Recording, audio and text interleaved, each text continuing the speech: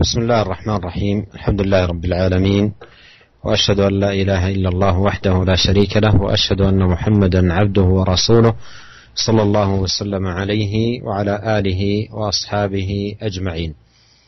أما بعد، فبناء على رغبة الإخوة في أن يكون حديث هذه الحلقة حول حوادث التفجير التي تحصل بين وقت وآخر ويقوم بها بعض المتطرفين ممن يحملون أفكارا ضالة، فيقومون بأعمال تفجير يترتب عليها تخريب ودمار وإزهاق لأرواح معصومة وإتلاف لأموال محرمة وترويع للآمنين.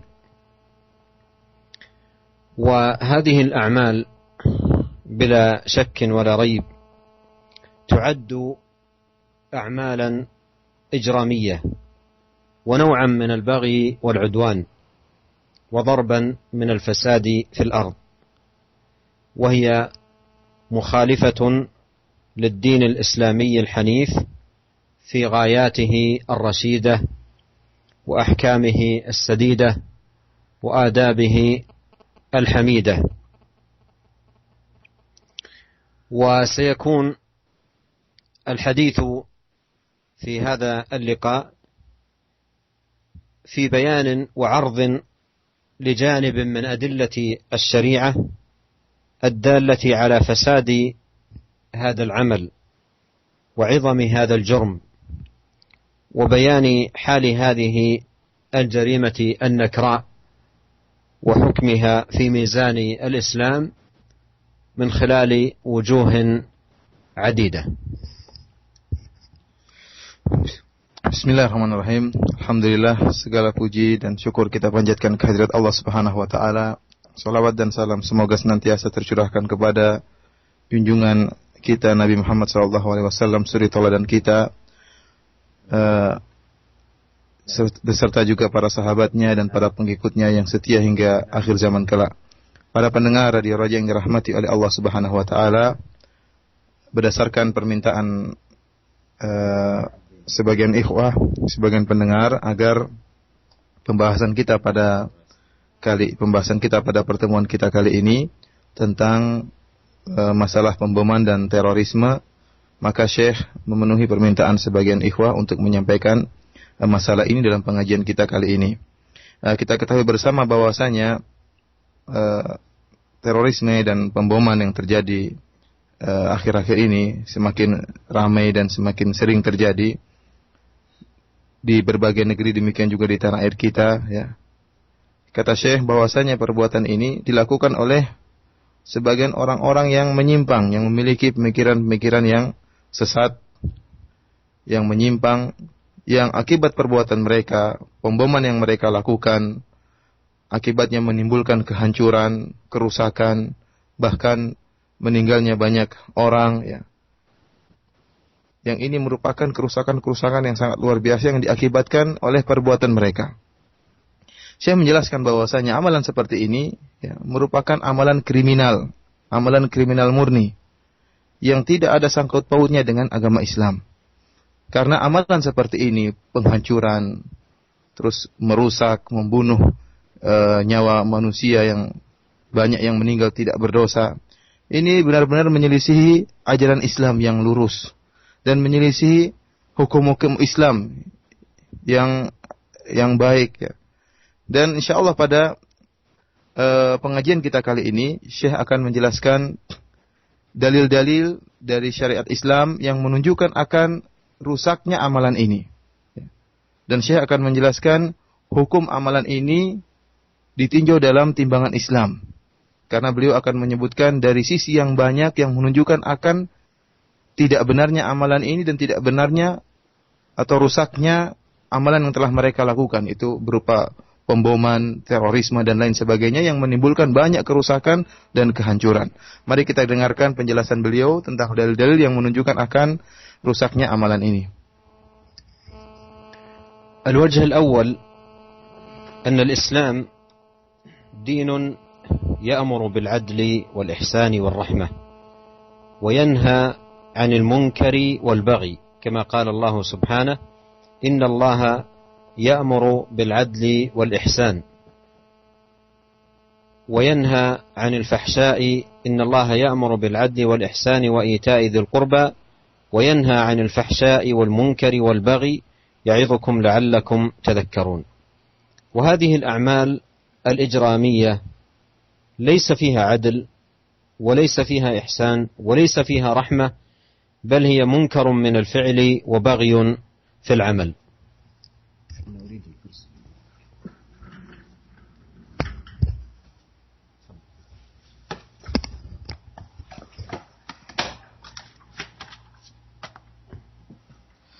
Di antara dalil-dalil dari syariat yang menunjukkan akan rusaknya amalan ini, pemboman dan terorisme yang dilakukan oleh sebagian orang, yaitu pertama bahwasanya Islam memerintahkan kita untuk berbuat keadilan dan untuk berbuat kebaikan dan untuk bersikap rahmat sebagai sesama makhluk.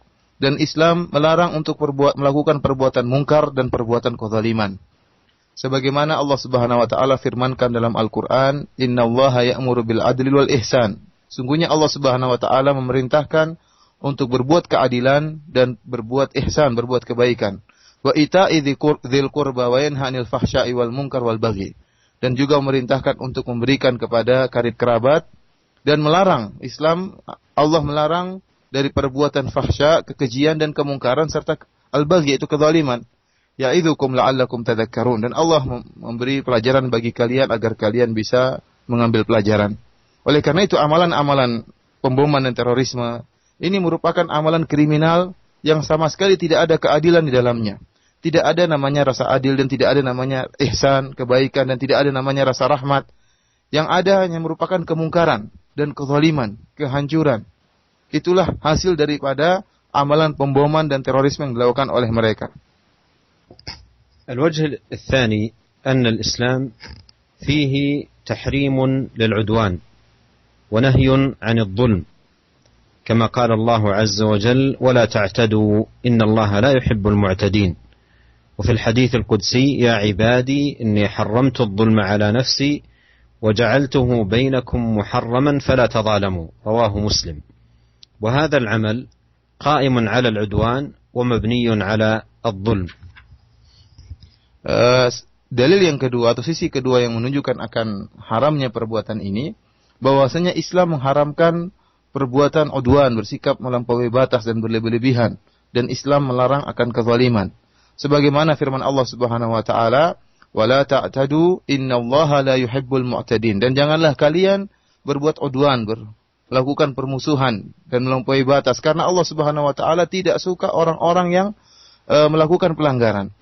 Dalam hadis qudsi Allah Subhanahu wa taala berfirman dalam hadis qudsi, "Wahai hamba-hambaku, sungguhnya aku mengharamkan kezaliman atas diriku dan aku mengharamkan menjadikannya haram di antara kalian. Maka janganlah kalian saling berbuat zalim."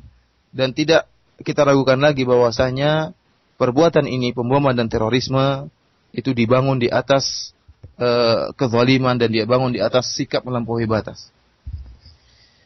الوجه الثالث أن الإسلام فيه تحريم للفساد في الأرض، كما قال الله عز وجل: وإذا تولى سعى في الأرض ليفسد فيها ويهلك الحرث والنسل والله لا يحب الفساد.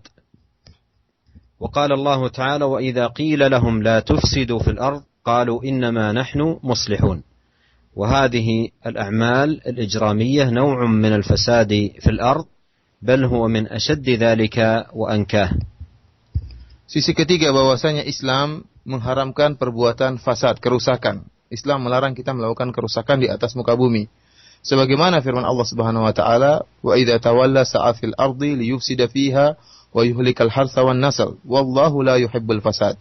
Itu jika orang munafik tersebut berpaling dari engkau, maka dia akan melakukan kerusakan di atas bumi dan akan merusak tanaman serta merusak hewan-hewan ternak. Dan sungguhnya Allah Subhanahu wa taala tidak suka dengan kerusakan, dengan fasad. Dalam ayat yang lain Allah Subhanahu wa taala berfirman, "Wa idza qila lahum la tufsidu fil ardi qalu innama nahnu muslihun." Dan jika dikatakan kepada mereka orang-orang munafik, janganlah kalian berbuat kerusakan di atas muka bumi, mereka mengatakan, sungguhnya kami sedang berbuat kebaikan. Dan tidak diragukan lagi bahwasanya amalan pemboman dan terorisme, ya, yang merupakan amalan kriminal ini adalah bentuk dari kerusakan di atas muka bumi, kehancuran yang dihasilkan dan kerusakan, kematian. Bahkan ini merupakan kerusakan yang sangat parah akibat perbuatan pemboman dan terorisme ini. الوجه الرابع أن من قواعد الإسلام العظيمة دفع الضرر، ومن شواهد هذه القاعدة في السنة قول النبي صلى الله عليه وسلم لا ضرر ولا ضرار. روي هذا الحديث عن غير واحد من الصحابة مرفوعا إلى النبي عليه الصلاة والسلام. وعن أبي صرمة صاحب النبي صلى الله عليه وسلم عن النبي صلى الله عليه وسلم أنه قال من ضار أضر الله به ومن شاق الله عليه. فالجزاء من جنس العمل، وكما يدين المرء يدان، فلا يحل لمسلم أن يضار مسلما لا في قول ولا فعل. وفعلة هؤلاء النكراء قائمة على أعظم الضرر وأفظع الإضرار. Sisi yang keempat yang menunjukkan akan pengharaman perbuatan ini, yaitu pemboman dan terorisme, yaitu di antara kaidah Islam yang sangat agung, yaitu mencegah perbuatan darar, mencegah memudaratkan. Perbuatan yang memudaratkan itu dicegah dalam Islam. Dalam sunnah Rasulullah SAW pernah bersabda, la darar wa la dirar.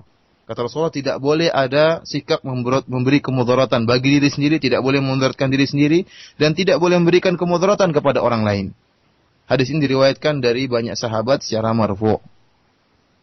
Dan dari Abi Sarmah, salah seorang sahabat Nabi sallallahu alaihi wasallam, dari Nabi sallallahu alaihi wasallam bahwasanya Nabi pernah bersabda, "Man dharra adarallahu bih wa man syaqqa syaqqallahu alaihi." Barang siapa yang memberi kemudaratan kepada orang lain, maka Allah akan beri kemudaratan kepada dia. Dan barang siapa yang menyulitkan orang lain, maka Allah akan menyulitkan dia.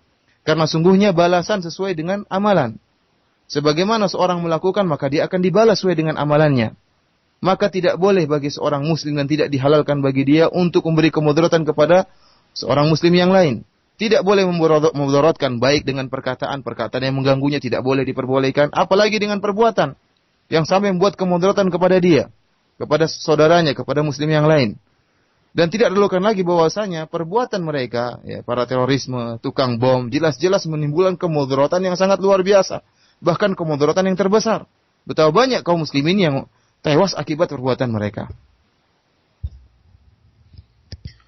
الوجه الخامس أن من قواعد الإسلام العظيمة جلب المصالح ودرء المفاسد، وهذه القاعدة لها دلائل وشواهد كثيرة جدا، وأعمال هؤلاء لا مصلحة فيها ولا منفعة، وأما مفاسدها وأضرارها ونتائجها الوخيمة لا حصر لها ولا عد.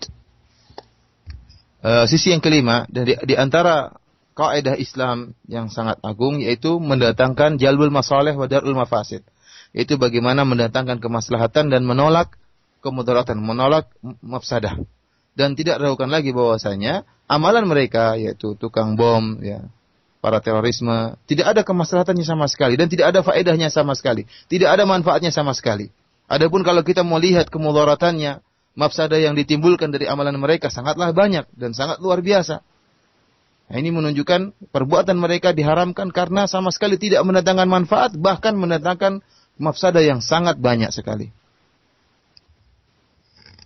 الوجه السادس أن الإسلام فيه تحريم لقتل النفس، أن يقتل الإنسان نفسه وما يسمى بالانتحار. قال الله تعالى: ولا تقتلوا أنفسكم إن الله كان بكم رحيما ومن يفعل ذلك عدوانا وظلما فسوف نصليه نارا وكان ذلك على الله يسيرا. وجاء في الصحيحين من حديث أبي هريرة رضي الله عنه قال: قال رسول الله صلى الله عليه وسلم: من تردى من جبل فقتل نفسه فهو في نار جهنم يتردى فيها خالدا مخلدا فيها أبدا، ومن تحسى سما فقتل نفسه فسمه في يده يتحساه في نار جهنم خالدا مخلدا فيها أبدا، ومن قتل نفسه بحديدة فحديدته في يده يتوجأ بها في بطنه في نار جهنم خالدا مخلدا فيها أبدا. وهؤلاء قتلوا أنفسهم في هذه الجريمة النكراء، وخلفوا وراءهم دمارا عظيما وأرواحا أزهقت وأموال محترمة أتلفت، ويلقون الله سبحانه وتعالى بهذا الجرم العظيم والذنب الوخيم. Sisi yang keenam yang menunjukkan akan pengharaman sikap mereka, yaitu sikap terorisme dan pemboman yang mereka lakukan, yaitu Islam mengharamkan seorang untuk bunuh diri. Diharamkan dalam Islam sikap bunuh diri, dikenal dengan intihar. Allah Subhanahu wa taala berfirman dalam Al-Qur'an, "Wa la taqtulu anfusakum, innallaha kana bikum rahima." Janganlah kalian bunuh diri kalian. Sungguhnya Allah Subhanahu wa taala sayang kepada kalian. Wa man yaf'al dzalika 'udwanan wa dzulman fasawfa nuslihi nar. Barang siapa melakukan demikian, membunuh dirinya sendiri karena perbuatan zalim dan melampaui batas, kata Allah Subhanahu wa taala, fasawfa nuslihi nar, maka kami akan masukkan dia dalam api neraka. Wa kana dzalika 'ala Allah yasira, dan itu sangat mudah bagi Allah Subhanahu wa taala. Jadi Allah mengancam orang yang membunuh diri mereka sendiri untuk dimasukkan dalam api neraka, dan itu mudah bagi Allah Subhanahu wa taala. Hal ini didukung dengan hadis yang diriwayatkan dalam Sahihain, Sahih Bukhari dan Sahih Muslim dari Abu Hurairah radhiyallahu anhu, bahwasanya Rasulullah sallallahu alaihi wasallam bersabda, "Man taradda min jabalin faqatala nafsahu." Barang siapa yang melemparkan dirinya dari atas gunung, kemudian akhirnya dia tewas, dia bunuh diri dengan melemparkan tubuhnya dari gunung, fahuwa fi nari jahannam yataradda fiha khalidan mukhalladan fiha abada.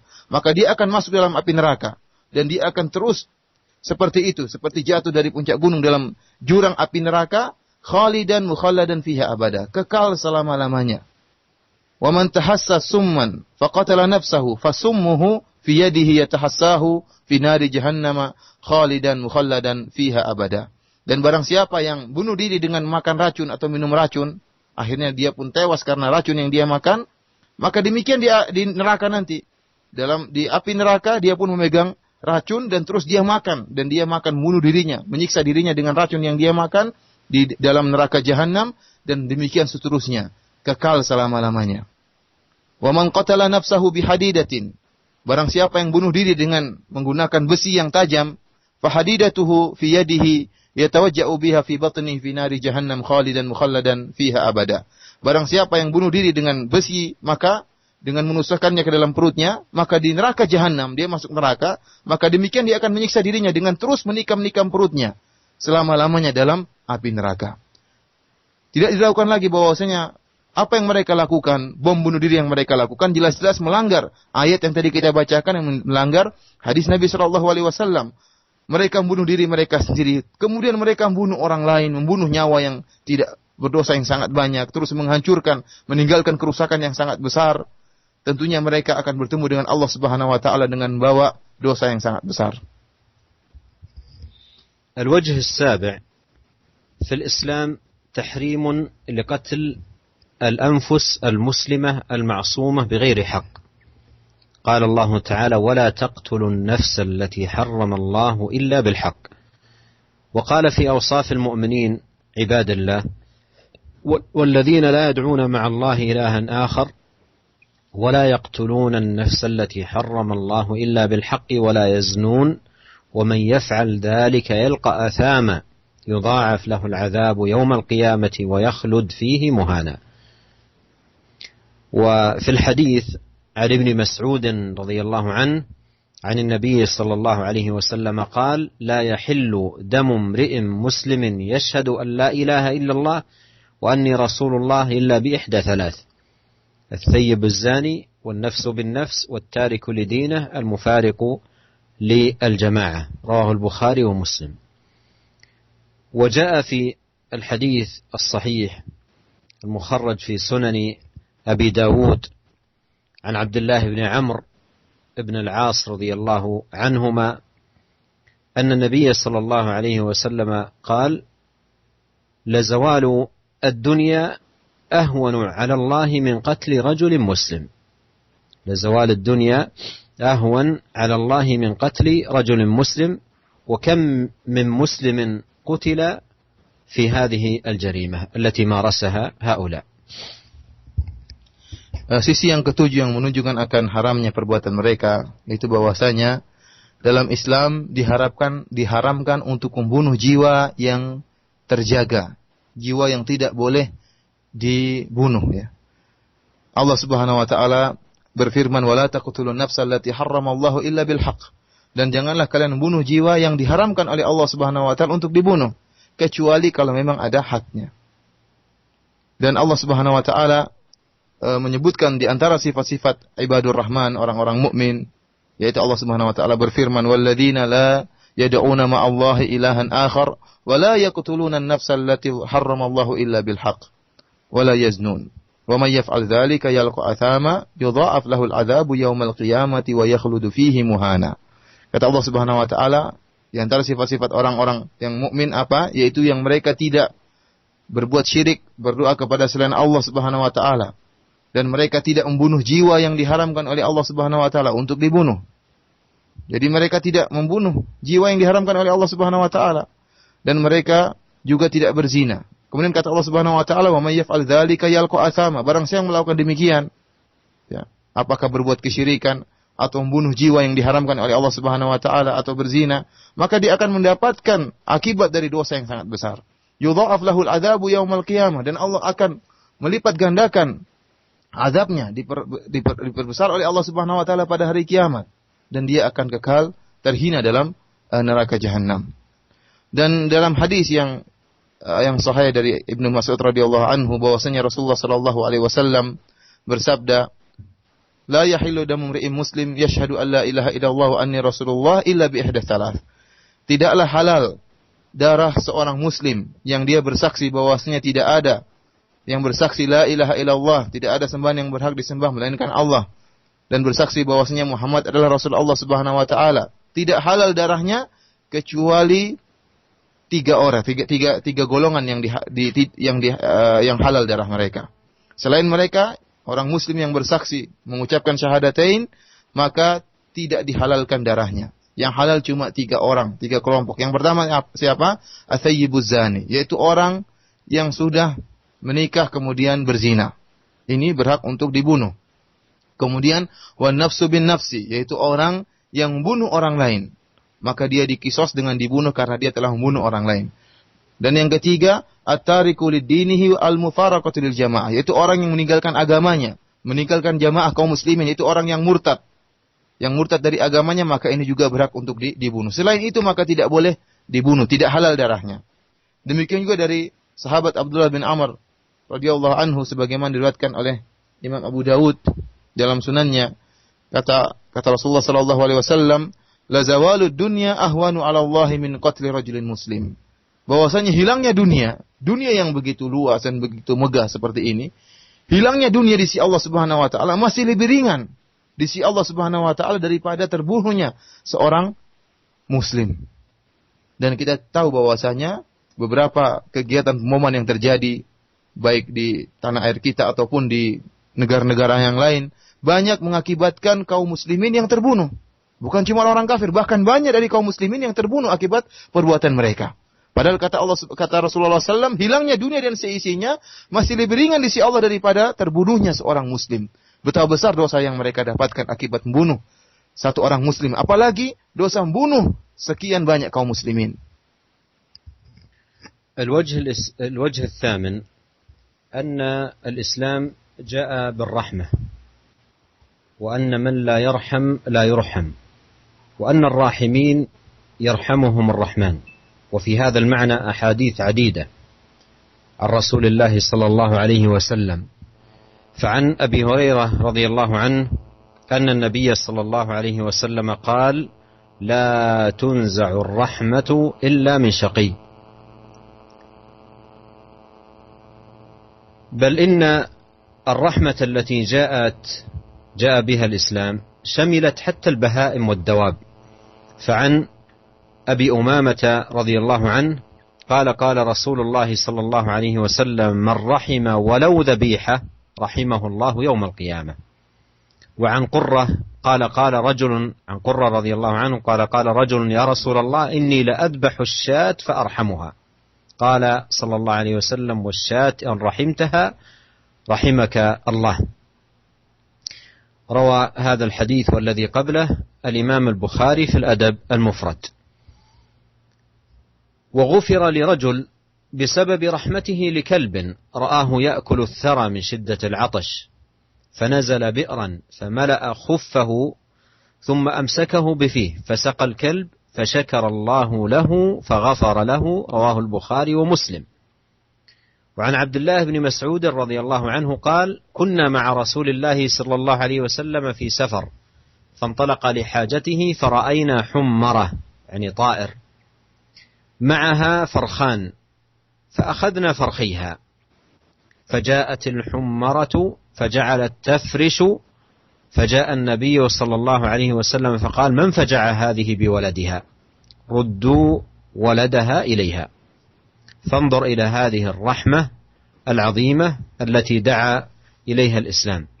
ثم تأمل ما قام به منفذو هذه الجرائم: أطفال يتم، نساء رملن، أرواح أزهقت، قلوب روعت، أموال أتلفت. فأين رحمة الإسلام لو كانوا يعقلون؟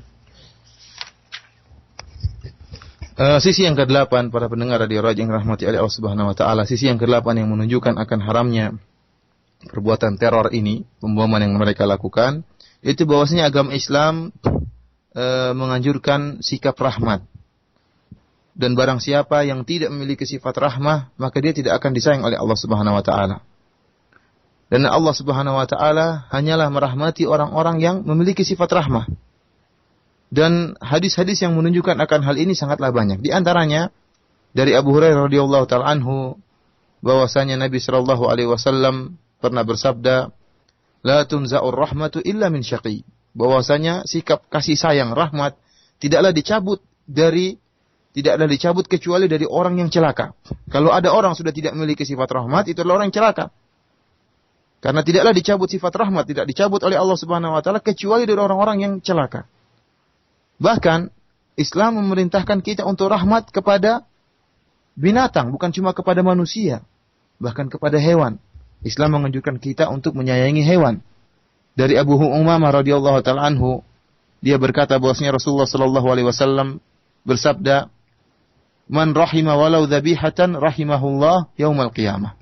Barang siapa yang memiliki rasa rahmat, sayang, kasih sayang, meskipun hanya kepada sembelihan, hewan yang akan disembelih, dia memiliki kasih sayang kepada hewan tersebut, punya rasa kasihan kepada hewan tersebut, maka Allah Subhanahu wa taala akan merahmati dia pada hari kiamat. Hadis ini dan hadis yang sebelumnya diriwayatkan oleh Imam Al-Bukhari dalam Adabul Mufrad. Dan dari Qurrah, sahabat Qurrah radhiyallahu taala anhu, dia berkata, ada seorang laki-laki yang berkata kepada Rasulullah, "Ya Rasulullah, aku menyembelih seekor kambing. Namun aku timbul rasa kasihan pada kambing tersebut. Aku timbul rasa rahmat kepada kambing tersebut." Maka apa kata Nabi SAW? Dia ingin menyembelih kambing, timbul rasa kasihan, dan timbul rasa rahmat kepada kambing yang akan dia sembelih. Apa kata Rasulullah SAW? "Wasyatu in rahimtaha rahimakallah." Bahkan kambing, kalau engkau kasihan kepada dia, ya, meskipun akhirnya engkau pun memotongnya, ya, maka Allah Subhanahu wa taala akan menyayangi engkau. 2 kali Nabi SAW mengatakan demikian. Dan dalam hadis yang lain disebutkan bagaimana Allah Subhanahu wa taala mengampuni seorang laki-laki yang karena dia diampuni dosa-dosanya oleh Allah Subhanahu wa taala. Kenapa? Karena dia merahmati seekor anjing. Dia melihat seekor anjing yang karena saking hausnya menjilat-jilat tanah, maka dia pun mengambil air dari sumur untuk diberikan kepada anjing tersebut. Maka Allah Subhanahu wa taala pun mengampuni orang ini. Kenapa? Karena timbul rahmatnya, kasih sayangnya kepada seekor anjing. Ini semua menunjukkan bahwasanya syariat menganjurkan kita untuk memiliki kasih sayang bahkan kepada kepada hewan, bukan hanya kepada manusia, bahkan kepada hewan. Di antara dalil yang menunjukkan hal ini juga dari Abdullah bin Mas'ud radhiyallahu taala anhu, dia berkata, "Kami pernah bersama Rasulullah sallallahu alaihi wasallam dalam sebuah safar. Maka Rasulullah SAW pun pergi meninggalkan kami karena ada satu kebutuhan. Fara'aina hummarah, tiba-tiba kami melihat ada seekor burung yang memiliki yang memiliki 2 anak burung tersebut. Jadi tiba-tiba kami lihat seekor burung bersama 2 anaknya. Tatkala itu Nabi sedang pergi, maka kami pun mengambil 2 anaknya tersebut. Ternyata ibu atau induk dari burung tadi sedang tidak ada. Faja'atil hummarah, maka datanglah induknya tatkala mengatakan kami mengambil anaknya dalam keadaan terkejut, dalam keadaan takut. Maka Nabi sallallahu alaihi wasallam pun datang melihat kondisi burung yang dalam keadaan ketakutan tersebut. Maka apa kata Nabi sallallahu alaihi wasallam? Man faja' hadhihi biwaladiha. Siapa yang membuat takut induk burung ini dengan mengambil anaknya? Ruddu waladaha ilaiha. Kembalikan anaknya kepada burung tersebut. Lihatlah bagaimana sikap Nabi sallallahu alaihi wasallam. Bahkan Nabi sallallahu alaihi wasallam merintahkan kita untuk kasih sayang kepada seekor burung. Kalau kita bandingkan dengan perbuatan mereka, rahmat yang luar biasa yang syariat anjurkan agar kita rahmat kepada hewan, apalagi kepada manusia. Kita bandingkan dengan sikap mereka. Orang-orang tukang bom tersebut, teroris tersebut, apa yang mereka lakukan? Mana rahmat mereka? Mereka bunuh. Banyak sikap bom-bom yang terjadi bahkan di negara Saudi, di negara yang lain, di negara-negara Islam, banyak bom-bom yang timbul mengakibatkan apa? Mengakibatkan kerusakan, hilangnya rahmat. Betapa banyak anak-anak kecil yang akhirnya menjadi yatim piatu. Kenapa? Karena bom yang mereka lakukan. Betapa banyak wanita yang akhirnya apa? Jadi janda, suaminya terbunuh semua dalam bom tersebut. Dan betapa banyak nyawa yang melayang akibat perbuatan mereka. Dan betapa banyak hati-hati orang yang ketakutan tatkala mendengar dahsyatnya bom tersebut. Dan betapa banyak kerusakan harta benda yang rusak diakibatkan bom yang mereka lakukan. Mana rahmat dalam diri mereka? Mari kita bandingkan dengan rahmat yang diajarkan oleh Islam. Bahkan kepada hewan kita dianjurkan untuk sikap rahmat, untuk sayang kepada hewan. Bagaimana dengan manusia? Apakah ada rahmat orang yang membuat anak yatim, anak-anak menjadi yatim? Apakah ada rahmat orang yang menjadikan para wanita menjadi janda? Yang sampai membunuh nyawa yang tidak berdosa, membuat takut hati-hati manusia, merusak harta benda. Mana rahmat orang-orang yang melakukan demikian? Kalau mereka mau berpikir, tentunya mereka sadar bahwasanya itu bukan sikap rahmat, tapi sikap kasar dan sikap kebencian yang mereka lakukan.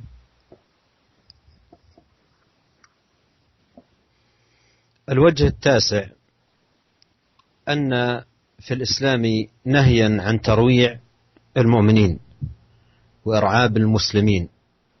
فعن عبد الرحمن بن أبي ليلى قال حدثنا أصحاب محمد صلى الله عليه وسلم أنهم كانوا يسيرون مع النبي صلى الله عليه وسلم فنام رجل منهم فانطلق بعضهم إلى حبل معه فأخذه ففزع فقال رسول الله صلى الله عليه وسلم لا يحل لمسلم أن يروع مسلما فترويع المسلم حرام. وكم من مسلم روع وفزع وفجع عندما حصلت تلك الأعمال الإجرامية.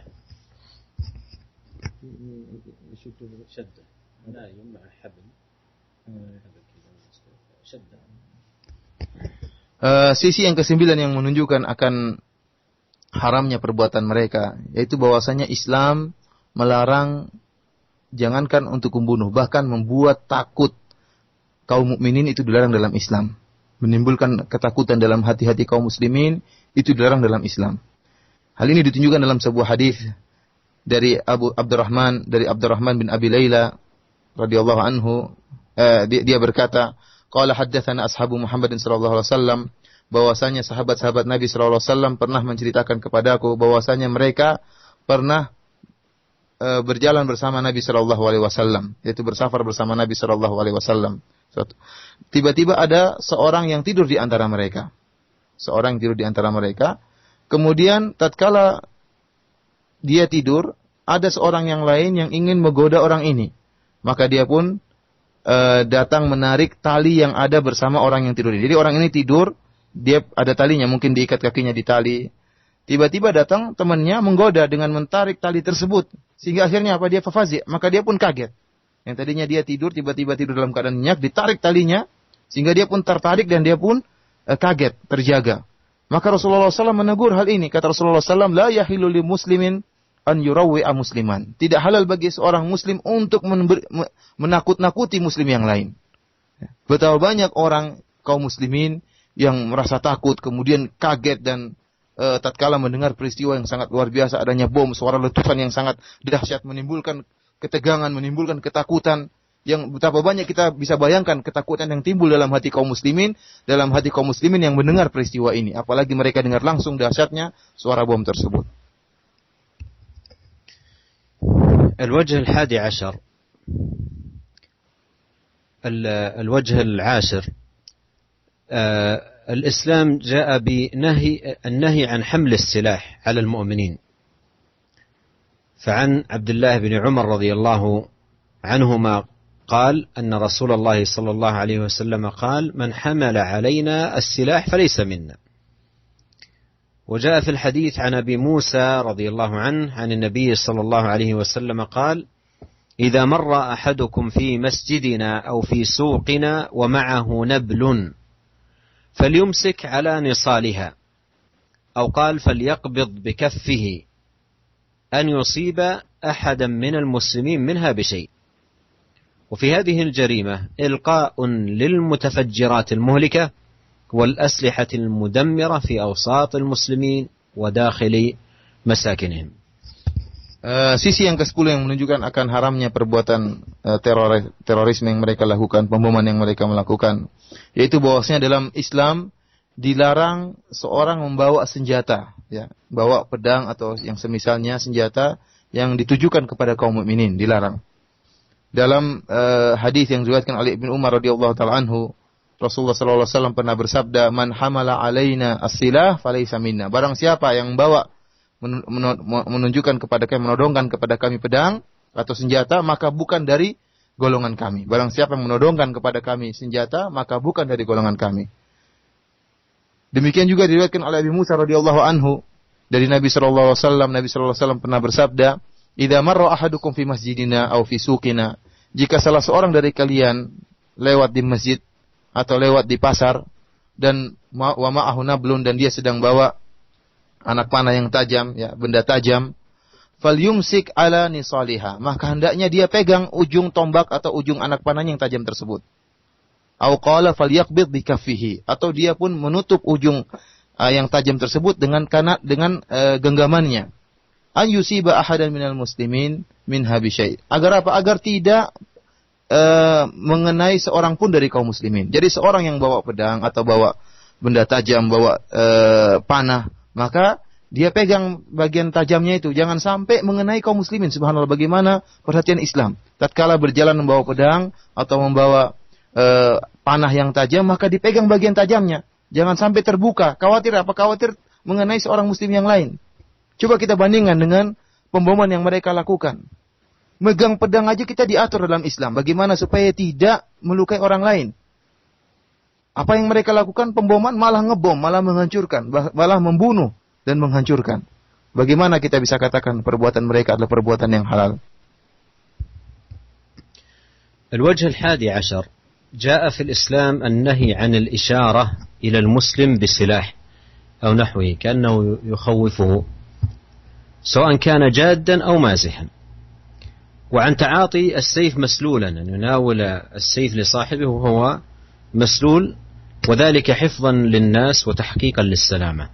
فعن أبي هريرة رضي الله عنه عن النبي صلى الله عليه وسلم قال لا يشير أحدكم على أخيه بالسلاح فإنه لا يدري لعل الشيطان ينزغ في يده فيقع في حفرة من النار. وجاء في الحديث الآخر عن أبي هريرة رضي الله عنه قال يقول أبو القاسم صلى الله عليه وسلم من أشار إلى أخيه بحديدة فإن الملائكة تلعنه حتى يدعه وإن كان أخاه لأبيه وأمه. وعن جابر رضي الله عنه أن النبي صلى الله عليه وسلم نهى أن يتعاطى السيف مسلولا. وكل ذلكم من باب المحافظة لئلا يقع إضرار غير مقصود.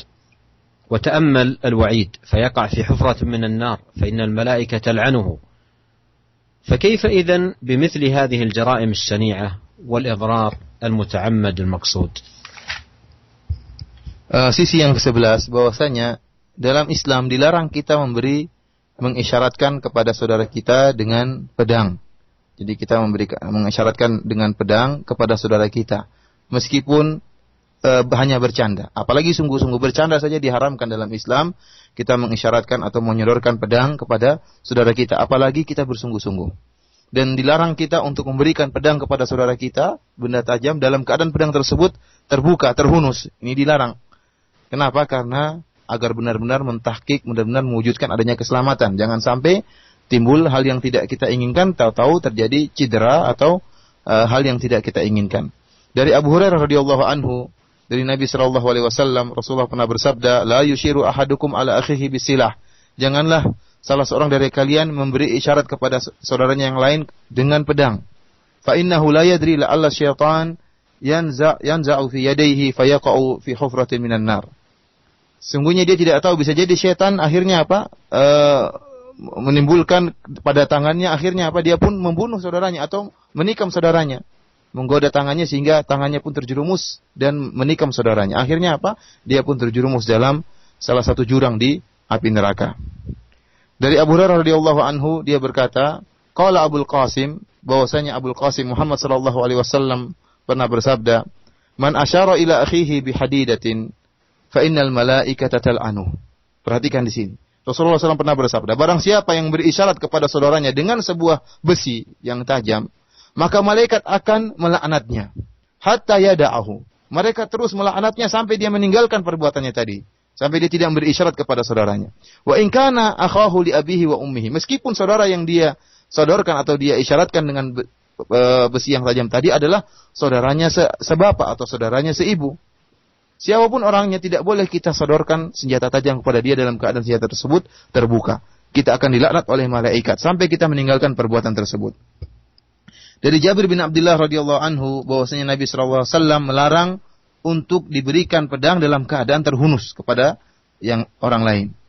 Dan ini semuanya dalam rangka untuk menjaga keselamatan agar jangan sampai timbul kemudaratan tanpa kita kehendaki. Betapa banyak orang yang mungkin tatkala menyodorkan senjata dalam keadaan terbuka, mungkin karena bercanda tiba-tiba setan bermain di dalam hati mereka sehingga akhirnya timbul kesungguhan, akhirnya bisa jadi perang-perangan atau tanpa sengaja dia pun akhirnya mencelakakan saudaranya. Maka Islam melarang untuk kita menyodorkan senjata dalam keadaan terbuka meskipun dalam keadaan bercanda.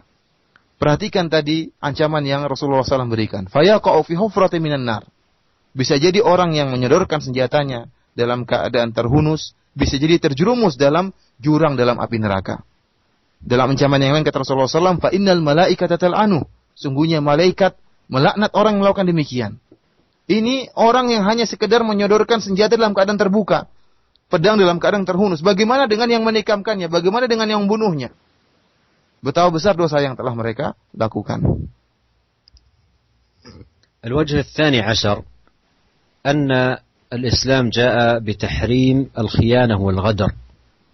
قال الله تعالى: إن الله لا يحب الخائنين. وقال تعالى: إن الله لا يحب من كان خوانا أثيما. وعن أبي سعيد رضي الله عنه قال: قال رسول الله صلى الله عليه وسلم: لكل غادر لواء يوم القيامة يرفع له بقدر غدره. ألا ولا غادر أعظم غدرا من أمير عامة. وعن ابن عمر رضي الله عنهما قال: سمعت النبي صلى الله عليه وسلم يقول: لكل غادر لواء ينصب يوم القيامة بغدرته. وعن بريدة رضي الله عنه قال: كان رسول الله صلى الله عليه وسلم إذا أمر أميرا على جيش أو سرية أوصاه في خاصته بتقوى الله ومن معه من المسلمين خيرا، ثم قال: اغزوا بسم الله في سبيل الله، قاتلوا من كفر بالله، اغزوا ولا تغلوا ولا تغدروا ولا تمثلوا ولا تقتلوا وليدا. وإذا تأملنا في أعمال هؤلاء نجد أنها قائمة على الغدر وعلى الخيانة. نسأل الله عز وجل العافية والسلامة. Perkara yang ke-12 yang menunjukkan akan keharaman sikap pemboman yang dilakukan oleh orang-orang yang memiliki pemikiran yang sesat, yaitu bahwasanya Islam mengharamkan perbuatan khianat. Ya. Allah Subhanahu wa taala berfirman, "Innallaha la yuhibbul kha'inin." Sungguhnya Allah tidak suka dengan orang-orang yang berbuat khianat. Dalam firman yang lain, "Innallaha la yuhibbu man kana khawanan athima." Sungguhnya Allah tidak suka dengan orang-orang yang suka berbuat khianat dan berdosa. Dari Abi Sa'id radhiyallahu anhu, Rasulullah SAW pernah bersabda, setiap bagi setiap orang yang berbuat khianat akan ditancapkan bendera pada hari kiamat. Bendera tersebut diangkat sesuai dengan kadar khianat yang dia lakukan. Sebagaimana hal ini juga disebutkan dalam hadis Ibnu Umar radhiyallahu ta'ala anhu, likulli ghadirin liwa'un yunsabu yaumal qiyamati bi ghadratihi. Bahwasanya setiap orang berkhianat pada hari kiamat Allah akan tancapkan bendera yang menunjukkan pengkhianatannya sehingga dilihat oleh seluruh manusia, ya.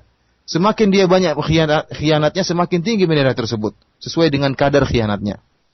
Dan dari Buraidah radhiyallahu anhu, Rasulullah sallam jika dia memberangkatkan pasukan perang, ya, maka dia pun beri wasiat kepada pasukan perang tersebut untuk bertakwa kepada Allah Subhanahu wa taala. Dia memberi nasihat kepada pemimpin pasukan tersebut, demikian juga kepada orang-orang kaum muslimin yang bersama pemimpin pasukan perang tadi, yaitu nasihat kepada pasukan kaum muslimin. Kemudian Rasulullah sallam bersabda, "Ughzu bismillah." Berangkatlah perang dengan menyebut nama Allah Subhanahu wa taala, berjihad di jalan Allah Subhanahu wa taala, dan bunuhlah orang-orang yang berbuat kekafiran kepada Allah Subhanahu wa taala. Berperanglah dan jangan berbuat gulul. Wala taqdiru, dan janganlah kalian berkhianat. Wala tumathilu, dan jangan kalian tatkala bunuh dengan berbuat muslah, dengan mencabik-cabik, memotong-motong. Tidak boleh dalam peperangan dengan sikap seperti itu. Wala taqtulu walidan, dan jangan kalian bunuh anak-anak kecil, tidak diperbolehkan. Ini aturan yang Rasulullah berikan tatkala perang. Tidak boleh berbuat muslah, tidak boleh membunuh anak-anak, dan tidak boleh berbuat khianat. Sekarang apa yang dilakukan oleh mereka? Bagaimana yang mereka lakukan? Betapa besar khianat yang mereka lakukan tatkala mereka melakukan pemboman. الوجه الثالث عشر الإسلام فيه تحريم لقتل الصبيان والنساء والشيوخ الكبار عند مقاتلة الأعداء. في حديث بريدة قال ولا تقتلوا وليدا. وفي حديث عبد الله بن عمر رضي الله عنهما أن امرأة وجدت في بعض مغازي النبي صلى الله عليه وسلم مقتولة فأنكر رسول الله صلى الله عليه وسلم قتل النساء والصبيان. وفي حديث أنس بن مالك رضي الله عنه أن رسول الله صلى الله عليه وسلم قال انطلقوا بسم الله وبالله وعلى ملة رسول الله ولا تقتلوا شيخا فانيا ولا طفلا ولا صغيرا ولا امرأة. وفي مثل هذه الجرائم لا يفرقون بين صغير ولا كبير ولا ذكر ولا أنثى، بل يذهب ضحية هذا الإجرام الكبار والنساء والأطفال دون مبالاة من هؤلاء. Perkara ke-13 yang menunjukkan akan haramnya hal ini, bahwasanya Islam dalam aturan perang tidak boleh kita membunuh anak-anak kecil dan para wanita ataupun orang-orang yang sudah tua.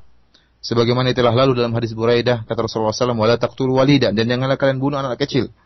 Demikian dalam hadis Ibnu Umar, pada suatu saat Rasulullah SAW mendapati seorang wanita dalam keadaan terbunuh dalam peperangan Nabi SAW. Ada seorang wanita terbunuh dari kalangan orang kafir, maka Rasulullah SAW mengingkari hal tersebut. Dan Rasulullah SAW melarang untuk membunuh para wanita dan bunuh anak-anak tatkala sedang melakukan peperangan. Dan dari Anas bin Malik radhiyallahu ta'ala anhu, Rasulullah SAW pernah bersabda, "Intaliqu bismillah wa ala millati Rasulillah wa la taqtulu syaikhan faniyan wa la tiflan wa la saghiran wa la imra'atan." Berangkatlah kalian dengan mengucapkan bismillah dan billah wa ala millati Rasulillah, dan di atas jalannya Rasulullah sallallahu alaihi wasallam. Kemudian apa kata Nabi?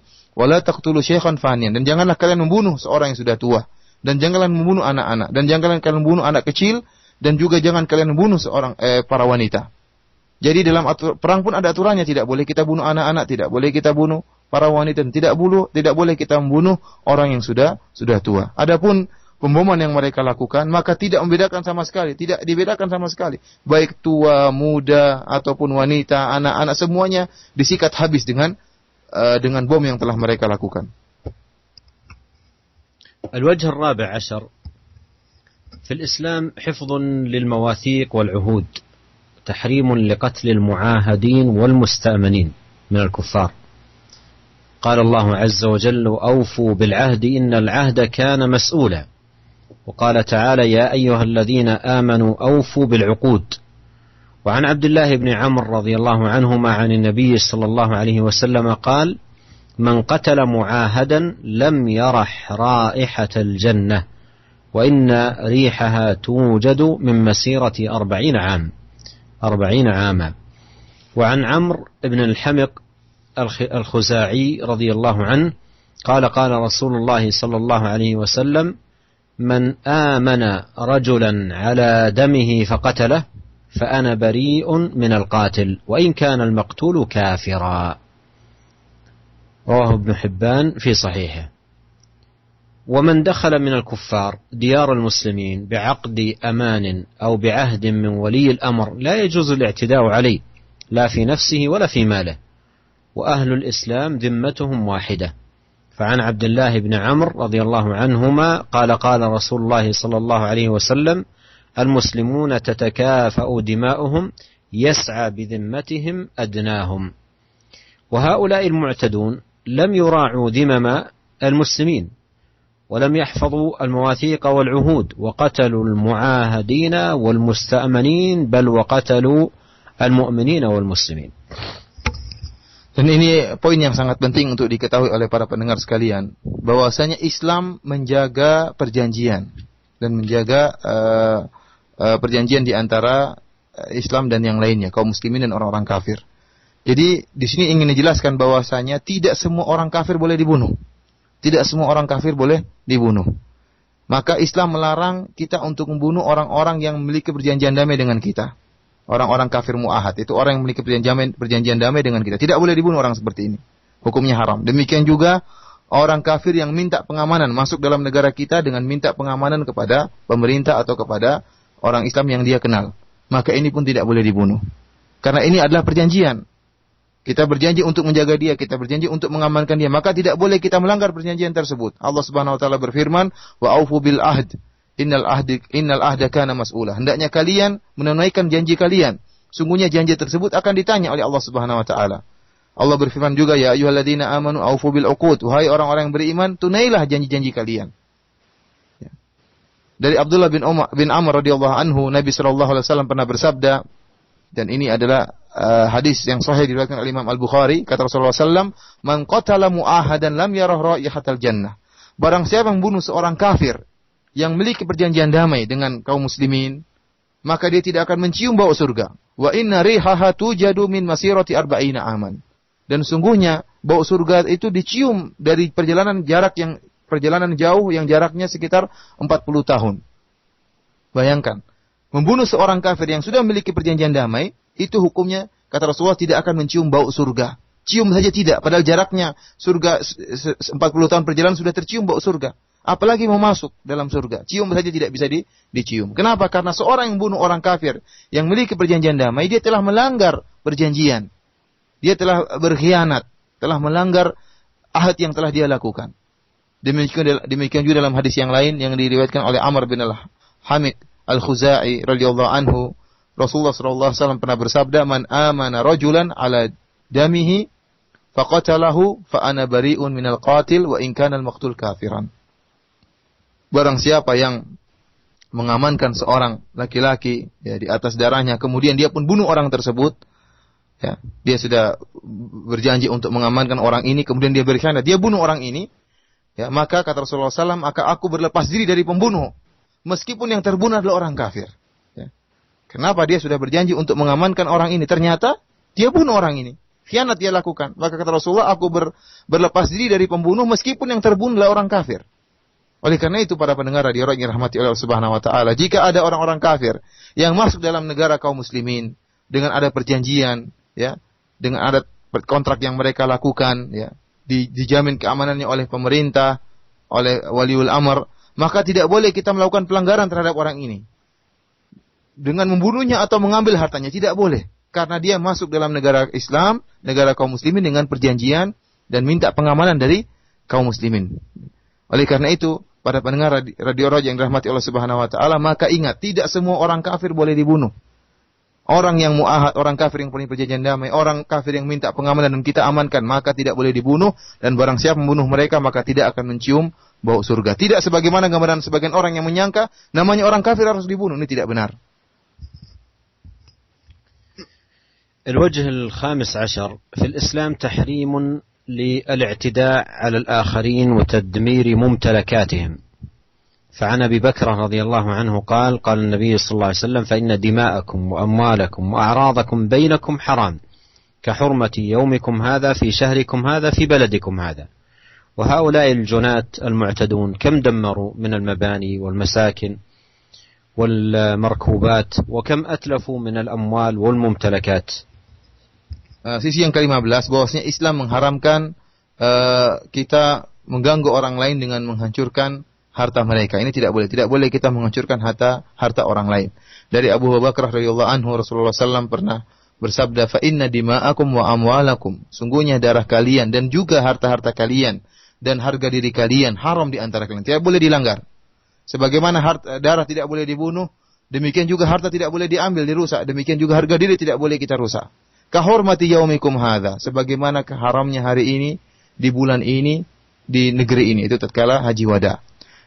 Adapun orang-orang yang mereka melakukan pemboman tersebut, jelas mereka telah melakukan kerusakan dengan menghancurkan harta benda milik orang lain, dan ini semua dilarang dalam Islam. الوجه السادس عشر في الإسلام جاء عن نبينا عليه الصلاة والسلام النهي عن رمي الناس ليلا حال هجعتهم وسكونهم وراحتهم، وتوعد فاعل ذلك. فعن أبي هريرة رضي الله عنه قال رسول الله صلى الله عليه وسلم: من رمانا بالليل فليس منا. رواه أحمد في مسنده. وهؤلاء في الغالب يتخيرون جنح الليل لتنفيذ مثل هذه الجرائم النكراء. Dan sisi yang ke-16 bahwasanya datang dalam syariat Islam larangan untuk melempar orang-orang di malam hari. Ya, karena tatkala mereka sedang tenang, sedang istirahat kemudian diganggu dengan lemparan, maka ini terlarang dan bahkan diancam.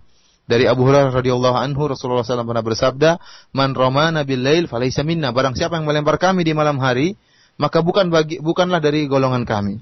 Adapun orang-orang yang suka ngebom, banyak di antara mereka yang melakukan bom di malam hari. Tatkala orang-orang dalam keadaan tenang, dalam keadaan istirahat, kemudian dibom, dihancurkan, membunuh mereka dan menghancurkan, menimbulkan ketakutan bagi orang yang mendengarnya. Melempar saja dilarang, dan Rasulullah mengatakan bukan dari golongan kami, apalagi sampai membunuh, ngebom dan menakut-nakuti.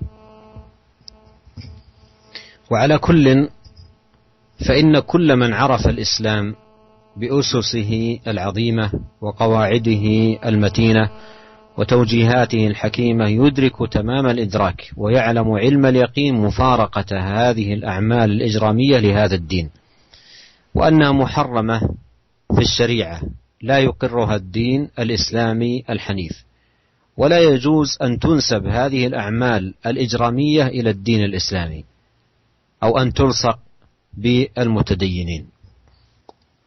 Setelah kita dengar tentang sisi-sisi tadi pengharaman, ya kita tahu bahwasanya orang yang benar-benar mengenal Islam, mengenal kaidah Islam, ya kaidah-kaidah Islam yang sangat agung, ya dia akan tahu dan yakin bahwasanya apa yang dilakukan oleh mereka, sikap pemboman yang mereka lakukan, terorisme yang mereka lakukan itu merupakan hal yang diharamkan dalam syariat Islam, karena terlalu banyak kaidah Islam yang mereka langgar. Perbuatan mereka, bom yang mereka lakukan terlalu banyak melanggar kaidah-kaidah Islam sebagaimana telah dijelaskan oleh Syekh dari awal pengajian hingga sekarang.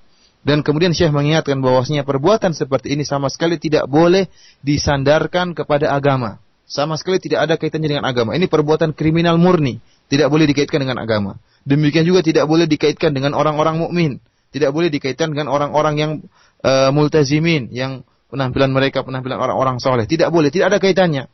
Mereka sendiri dan orang-orang soleh sendiri, tidak ada hubungannya. Bahwasanya perbuatan bom tersebut dilakukan orang-orang soleh, sehingga setiap orang soleh dituduh. Ini tidak boleh dikaitkan antara bom dengan orang-orang yang mukmin atau orang-orang soleh. هذا وأسأل الله الكريم أن يوفقنا وجميع المسلمين لكل خير، وأن يهدينا سواء السبيل، ونعوذ به سبحانه من مضلات الفتن ما ظهر منها وما بطن، ونسأله سبحانه أن يحفظ على المسلمين أمنهم وإيمانهم، وأن يصرف عنهم الشرور والفتن بمنه وكرمه، إنه سميع مجيب قريب. وصلى الله وسلم على عبده ورسوله نبينا محمد وآله وصحبه أجمعين. Demikian saja para pendengar radio yang disampaikan oleh Syekh. Kemudian beliau menutup kajian beliau dengan berdoa kepada Allah Subhanahu wa taala. Ya, semoga Allah Subhanahu wa taala memberikan kita taufik seluruhnya kepada seluruh kebaikan dan memberikan kita petunjuk kepada jalan yang lurus. Dan kita berlindung kepada Allah Subhanahu wa taala agar terlindung dari fitnah-fitnah yang menyesatkan, baik yang nampak maupun yang tersembunyi. Dan kita minta kepada Allah Subhanahu wa taala agar menjaga kaum muslimin, menjaga keamanan mereka, menjaga keimanan mereka, dan agar menghindarkan mereka dari keburukan, dari fitnah dengan karunia Allah dan dengan anugerah Allah Subhanahu wa taala. Sungguhnya Allah Subhanahu wa taala Maha mendengar dan Maha mengabulkan doa. Demikian saja. Wassallallahu ala nabiyyina Muhammad. Demikian sesi materi yang disampaikan oleh Fadilatul Syekh yang diterjemahkan oleh Ustaz Abu Abdul Muhsin Firanda berkenaan dengan terorisme dan pemboman dalam timbangan syariat Islam. Untuk selanjutnya akan kami berikan kesempatan bagi Anda untuk bertanya secara langsung via telepon di line telepon 0218236543. Dan Syekh atau Ustaz, kita sudah memiliki satu orang penelpon dengan Bapak Eko di Bekasi. Silakan Pak. Assalamualaikum. Waalaikumsalam warahmatullahi. Barakallahu fikum. Gini Ustaz, ya Syekh, lalu bagaimana kita untuk meminimalis kenyataan ini dari sebagian perbuatan orang itu yang salah dalam pemikiran dan pemahaman? Apakah mereka diajak dialog sebagaimana dahulu halnya Ibnu Abbas kepada orang-orang Khawarij? Dan siapa yang lebih berhak kalau untuk di kalangan Indonesia gitu, Ustaz Firanda? Terus yang kedua, barangkali saya ingin mengetahui hikmah mengapa orang yang murtad juga dia berhak untuk dibunuh. Karena itu kan sifatnya pribadi ketimbang yang dua. Yang pertama itu kan ada kaitan dengan manusia lain gitu, ada orang lain. Tapi kalau yang murtad itu hikmahnya kenapa Islam memerintahkan untuk dibunuh juga? Ya, jazakallah khairan. Assalamualaikum warahmatullahi wabarakatuh. Waalaikumsalam warahmatullahi wabarakatuh. Dan kita simak untuk jawabannya bersama Fadilatul Syekh Abdul Razak. كيف نقلل هذه الشرور؟ ماذا نفعل بهم؟ هل نعمل مناقشات معهم كما فعل ابن عباس مع الخوارج في عهده؟ وإذا فعلنا ذلك ومن يتصدى بهذا؟ لا سيما الإندونيسيين وهؤلاء عندهم أفكار خبيثة. هذا السؤال الأول. السؤال الثاني ويسأل عن الحكمة. التارك لدينه المفارق للجماعة، لماذا المرتد قتل؟ مع أنه هذا الذنب يرجع إليه، بخلاف السيب الزاني يزني برجل آخر، والسيب الزاني النفس بالنفس يتعلق بإنسان آخر. أولا فيما يتعلق بمناقشة هؤلاء، فالسائل سأل وأجاب، لأنه ذكر الأثر عن ابن عباس رضي الله عنهما في مناظرة الخوارج، وجاء في كتب الأخبار والسير أنه رجع منهم 2000 عن الفكر الذي ابتلوا به بعد مناظرة ابن عباس رضي الله عنهما لهم. وأيضا على مر التاريخ حصل من أهل العلم مناظرة لهؤلاء ومناقشة وبيان وإقامة الحجة وبيان الدليل، فتحقق بذلك خير ودرئت مفاسد وشرور. والذي ينبغي أن ينتدب لهذا العمل طلاب العلم الأكفاء الذين لهم علم مؤصل مبني على كتاب الله وسنة نبيه صلى الله عليه وسلم، وينبغي أن يستفاد من الإذاعة والصحف في كتابة مقالات علمية مؤصلة تبين الحق بدليله من كتاب الله وسنة نبيه صلى الله عليه وسلم. والمسلمون لا يريدون إلا الكتاب والسنة، ولا يريدون إلا الحق، ولا يريدون الأفكار الضالة المنحرفة المخالفة لدين الإسلام. فهذه ولا شك لا بد أن ينهض بها طلاب العلم الأكفاء بعناية بالأدلة والنصوص ومراجعة كلام أهل العلم وإبرازه حتى يستفيد الجميع.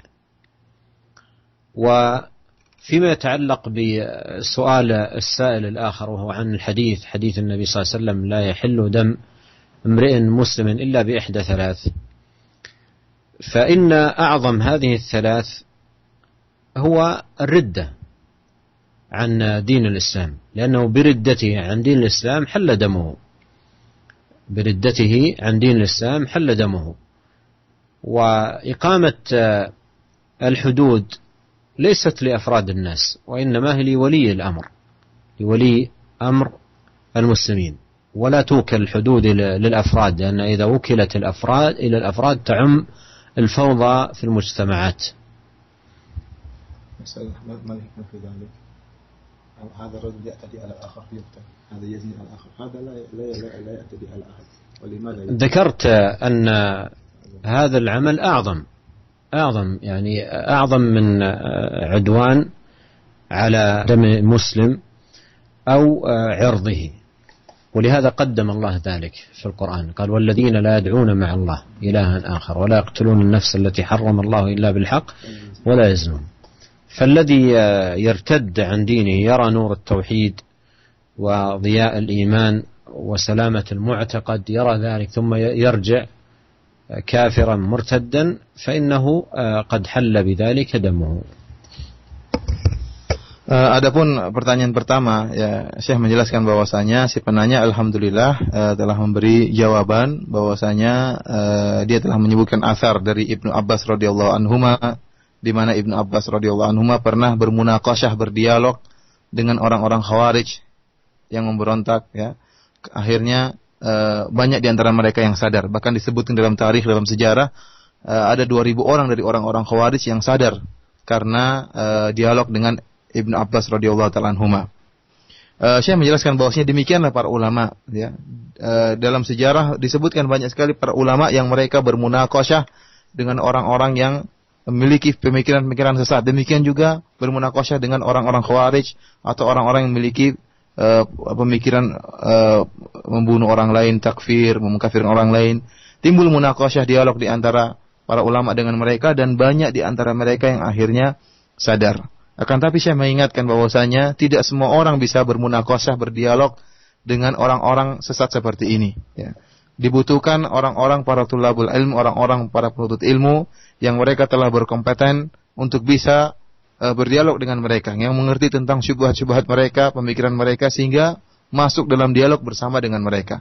Adapun orang yang tidak memiliki dasar, ya, ilmu syar'i yang baik, ya, akhirnya dia pun dialog bisa jadi terbawa.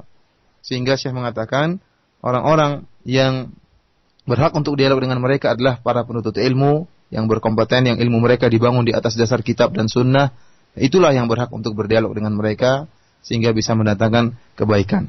Kemudian Syekh juga mengingatkan bahwasanya hendaknya sarana-sarana informasi seperti idhaa, seperti radio, kemudian juga majalah, koran-koran, hendaknya di situ kita sebarkan pemikiran yang benar. Kita bantah pemikiran mereka, kita sebarkan di koran, sebarkan di radio, sebarkan di mana seluruh sarana informasi kita sebarkan untuk menunjukkan kesalahan mereka dan untuk menunjukkan kebenaran. Kenapa? Karena masyarakat pada umumnya, ya, kaum muslimin itu tidak mau kecuali Al-Quran dan Sunnah. Mereka tidak mau kecuali kebenaran. Namun kalau tidak ada yang menjelaskan, itu jadi masalahnya. Butuh penuntut ilmu untuk menjelaskan dengan baik dan disebarkan penjelasan tersebut baik di radio maupun di majalah, di koran-koran, agar bisa diambil faedahnya oleh masyarakat umum. Ini pertanyaan yang pertama. Ada pertanyaan kedua, hikmah kenapa orang yang murtad juga dibunuh? Saya menjelaskan bahwasanya sungguhnya hadis Nabi sallallahu alaihi wasallam, la yahilu damu imri'in muslim illa bi ihda thalath, bahwasanya tidaklah halal darah muslim, seorang muslim, kaum muslimin, kecuali 3 golongan, yaitu orang yang berzina, kemudian orang yang bunuh orang lain, dan orang yang murtad. Kalau orang yang berzina, jelas dia telah berzina dengan orang lain. Orang yang bunuh orang lain, dia juga dibunuh karena telah membuat pelanggaran terhadap orang lain. Kenapa orang yang murtad tidak melakukan pelanggaran kepada orang lain juga dibunuh? Saya menjelaskan bahwasanya justru yang murtad inilah yang dosanya paling besar di antara yang lain, ya. Justru murtad inilah meskipun dia dosanya kembali kepada dirinya, justru dia itu dosanya yang paling besar daripada yang lain. Oleh karena itu Allah Subhanahu wa taala mendahulukan penyebutan orang yang berbuat kesyirikan, berbuat murtad, walladzina la yad'una ma'allahi ilahan akhar wa la yaqtuluna nafsal lati harramallahu illa bil haqq wa la yaznun. Yaitu orang-orang yang tidak berbuat kesyirikan, yang syirik ini menimbulkan murtad. Kemudian orang-orang yang kemudian Allah menyebutkan orang-orang yang bunuh orang lain, jiwa yang diharamkan oleh Allah, dan orang-orang yang berzina. Allah mengedepankan penyebutan orang yang berbuat kesyirikan. Kenapa? Karena dia telah melakukan riddah, keluar dari agama. Nur tauhid, dia telah mengetahui tauhid, telah mengetahui bagaimana nilainya akidah yang benar. Setelah mengetahui kebenaran tersebut, dia tinggalkan seluruhnya itu. Ini benar-benar merupakan dosa yang sangat besar. Oleh karena itu, dalam syariat Islam berhak untuk dibunuh orang yang seperti ini, yang telah mengenal Islam kemudian ditinggalkan Islamnya. Telah mengenal kebenaran kemudian ditinggalkan kebenarannya. Namun saya mengingatkan bahwasanya iqamatul hudud, menegakkan had itu tidak boleh dilakukan oleh setiap orang. Kalau dibiarkan setiap orang boleh untuk menegakkan had, saat yang ini boleh merajam, yang ini boleh motong tangan, maka semua akan terjadi kacau balau dalam negara. Oleh karena itu yang berhak untuk melakukannya yaitu hanyalah sultan atau pemerintah atau waliul amr. Tidak setiap orang boleh untuk menegakkan had. Demikian jawabannya dari Bapak Eko ya di Bekasi. Kita angkat telepon yang kedua Ustaz dari Bapak Hanif di Bogor. Silahkan Bapak. Assalamualaikum Ustaz. Assalamualaikum warahmatullahi wabarakatuh. Mohon penjelasan mengenai hukum qisas, bahwa yang melakukan terjadi pembunuhan di Palestina kemudian dibalas lagi di negara-negara muslim yang lain gitu Ustaz. Itu aja pertanyaan Ustaz. Iya. Assalamualaikum warahmatullahi wabarakatuh. Waalaikumsalam warahmatullahi wabarakatuh. إخواننا ذبحوا في فلسطين نحن كذلك نذبحهم الكفار كلهم حيث وجدناهم نقتلهم في أي مكان. من الذي شرع لك هذا الحكم؟ هل تبنيه على النصوص وأدلة الكتاب والسنة أم تبنيه على فراغ وخوى من الدليل من كتاب الله وسنة نبيه صلى الله عليه وسلم؟ ولما تقول القصاص وأنت لا تفقه ما هو القصاص وما المراد بالقصاص الذي قال الله عز وجل عنه في القرآن ولكم في القصاص حياة يا أولي الألباب. وهي المصيبة التي جاءت من مثل هذه الأعمال بسبب الفهم السيء للناس أو لبعض الناس وعدم التعامل مع النصوص تعاملا صحيحا. والقصاص حكم شرعي معروف موضعه وليس هذا من القصاص في شيء. وينبغي على من أراد أن يستدل أن يعظم النصوص وأن يعرف حرمة الأدلة في كتاب الله وسنة نبيه صلى الله عليه وسلم. ولو كان الأخ استمع إلى الأدلة التي سقتها في هذا اللقاء ومن بينها أي هذا الأخ الناقل لكلام الآخر لو كان يفقه الأدلة ففيما ذكرت من أدلة حرمة قتل المعاهد والمستأمن، فهذا نص الآن يجب أن يعمل به. والمعاهد والمستأمن الذي في ديار المسلمين ما هي علاقته بالمعتدي المجرم في المجرمين المغتصبين الذين يعتدون على إخواننا المسلمين؟ وعلى كل حال يجب أن يفكر المسلم جيدا في هذا الباب وأن يعظم النصوص وأن يكون كلامه مبنيا على الدليل الواضح ومراجعة أهل العلم الراسخين وأهل البصيرة قبل أن يدخل في فعلة تعود عليه تبعاتها وعواقبها في دنياه وأخرى. Syekh menjelaskan bahwasanya perkataan seperti ini, yaitu kalau saudara-saudara kita dibunuh di negara lain, kita juga harus bunuh orang kafir di mana saja kita temui. Saya menjelaskan bahwasanya apakah pemikiran ini dibangun di atas dalil? Apakah yang mengucapkan perkataan seperti ini ada dalilnya dari kitab, dari Al-Quran dan dari Sunnah? Atau hanya sekedar lontaran ucapan yang tidak dibangun di atas apa-apanya, dibangun di atas kekosongan? Kita tahu semuanya bahwasanya hukum syariat harus dibangun di atas dalil. Adapun kisos ya. Kisos apa itu kisos? Kisos kaitannya Allah telah jelaskan dalam Al-Qur'an, "Walakum fil qisasi hayatun ya ulil albab." Ada hukumnya tersendiri. Kisos itu ada hukumnya, tidak ada kaitannya dengan masalah pemboman, pembunuhan kaum orang-orang kafir di mana-mana ya. Ini tidak ada hubungannya dengan masalah kisos. Orang yang belajar syariat harus ngerti kisos itu tidak ada kaitannya dengan masalah ini.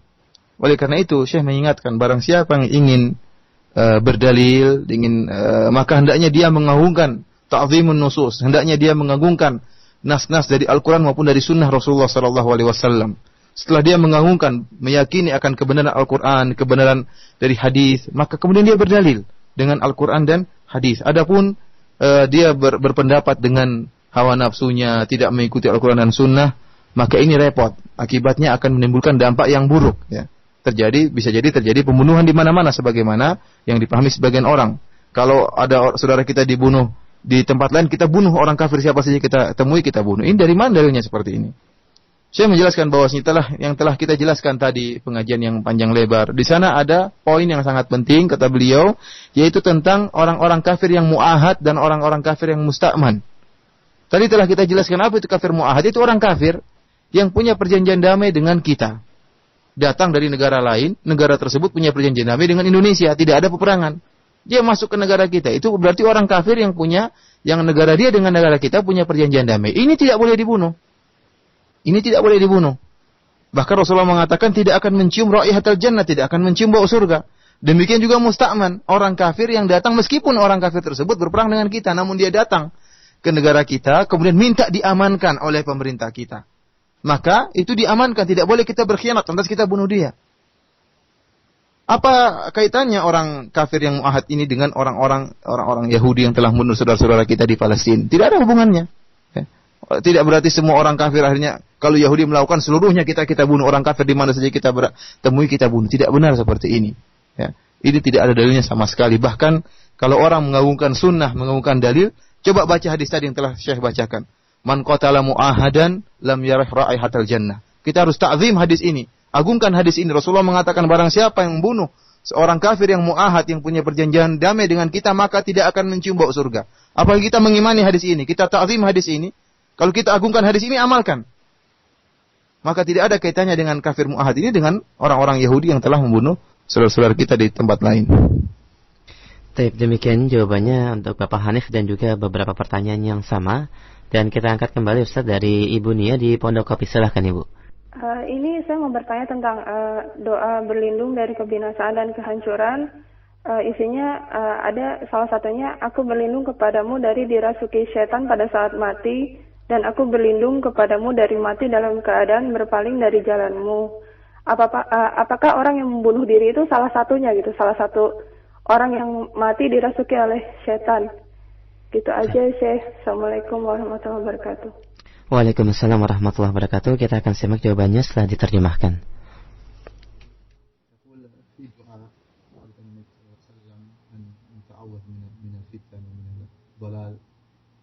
من ألفاظ هذا الدعاء يعني أعوذ بالله معناه أعوذ بالله من أن يدخل عليه الشيطان عند الموت معناه هكذا فهي تقول هل الذي قتل نفسه يعني ممن دخل عليه الشيطان قبل موته لكن الحديث ثابت لفظ الدعاء ما أدري هي تذكر أولا الحديث لو ذكرت السائلة لفظه قد تكون ذكرته بمعنى يبعد عن معرفة المراد بالحديث الذي تسأل عنه. وأما من يدخل في مثل هذه الأعمال الإجرامية ويفجر نفسه لا شك أن هذا من نزغ الشيطان، وقد مر معنا في الحديث الذي ذكرته في اللقاء الذي استمعنا إليه قال ينزغ الشيطان في يده، ينزغ الشيطان في يده، فلا شك أن هذا من نزغ الشيطان. أعاذنا الله جميعا من الشيطان الرجيم ومن همزه ونفخه ونفثه. Saya mengatakan kalau seandainya tadi Ibu menyebutkan lafal hadis dengan bahasa Arabnya ya. Tadi Ibu hanya menyebutkan terjemahannya, Syekh jadi susah menduga doanya seperti apa ya. Kalau seandainya disebutkan lafal Arabnya, mungkin kita bisa tahu makna sungguhnya seperti apa. Akan tapi saya menjelaskan bagaimanapun juga orang yang bunuh dirinya ya tidak diragukan lagi bahwasanya dia itu tergoda setan sebelum dia mati. Makanya dia melakukan kriminal dengan bunuh dirinya. Bukankah dalam tadi pengajian yang kita sebutkan tentang seorang yang mengisyaratkan senjata kepada silah kepada saudaranya, disebutkan bahwasanya bisa jadi nazagha syaitan fi yadihi. Bisa jadi syaitan akhirnya menggoda dia, akhirnya dia pun tangannya dia benar-benar ditujukan benar-benar menusuk saudaranya. Seperti itu. Jadi bisa jadi memang syaitan menggoda dia sehingga tangannya tadi buat bunuh dirinya atau ingin membom dirinya. Itu semua godaan dari syaitan. Saya ulangi lagi, seandainya tadi disebutkan lafal Arabnya maka lebih bagus. Baik, Ustaz, kita angkat untuk selanjutnya beberapa pertanyaan dari pesan singkat yang sudah cukup banyak masuk. Di antaranya, Assalamualaikum warahmatullahi wabarakatuh. Kami baru paham berkenaan dengan permasalahan ini dan alhamdulillah Allah telah memberikan petunjuk bagi kami untuk menetapi jalan yang lurus. Pertanyaan Ustaz, apakah bom bunuh diri secara mutlak dilarang atau ada kondisi-kondisi tertentu di mana hal tersebut diperbolehkan? Jazakumullah khair.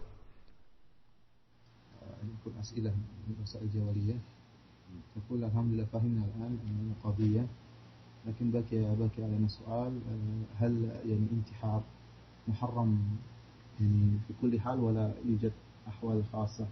الانتحار الذي هو قتل النفس هذا محرم ولا يجوز، بل جاء النهي عن تمني الموت.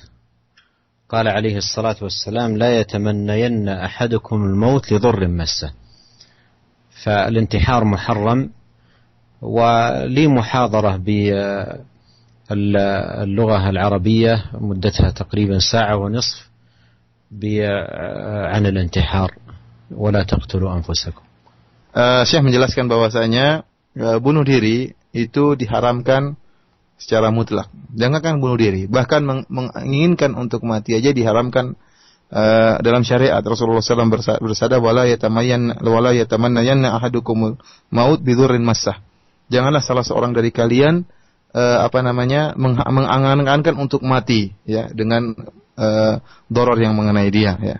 Dilarang bagi kita untuk mengangan-angankan untuk mati, untuk membunuh diri, untuk memberikan mudarat kepada badan kita, itu dilarang dalam syariat.